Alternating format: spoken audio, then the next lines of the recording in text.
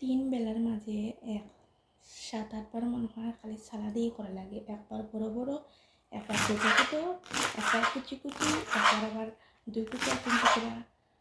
সবথেকে বড়ো কথা হলো চাকুটা ধরে কীরকম, এরকম ধরে না এইরকম ধরে।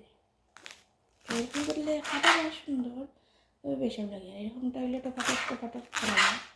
জানি না কার কাছে কীরকম, অবশ্যই জানাইবা। আমার সঠিক জানা নেই চাক্কু দিয়ে কীরকম কাটা লাগে।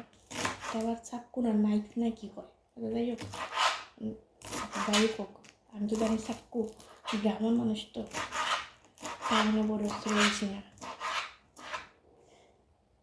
সব সময় এগুলা খাটো খাটো খাটো খাটতে খাটতে খাটতে খাটতে এই গাছ পাত সব সময় খাবো।